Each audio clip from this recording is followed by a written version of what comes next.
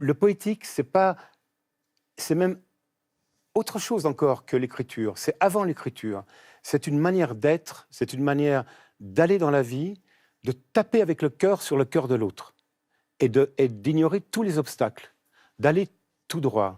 C'est-à-dire d'avoir un langage qui n'est plus du tout le nôtre aujourd'hui, qu'on a donné les clés du langage à des savants, à des prétendus savants, à des spécialistes de ceci ou de cela, à des économistes tristes et à des sociologues un peu énervés.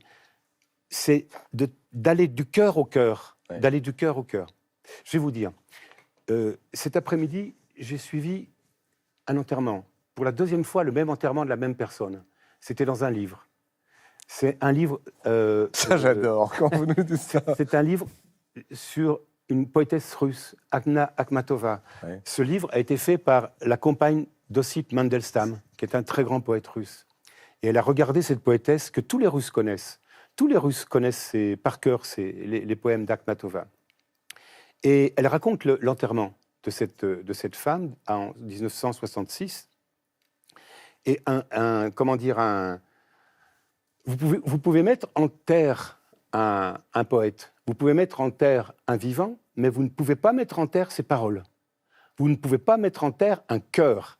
Et chacun le sait, chacun qui a eu un père, une mère ou un compagnon, une compagne ou une amante, peu importe, disparu, sait qu'il y a des choses qui ne sont pas des choses et qu'on ne peut pas mettre en terre. Le poétique s'occupe de ces choses-là, les aère, leur redonne une circulation très puissante. Le jour de l'enterrement de Anna Akhmatova, une photo en témoigne dans ce livre, il est paru au Bruit du Temps.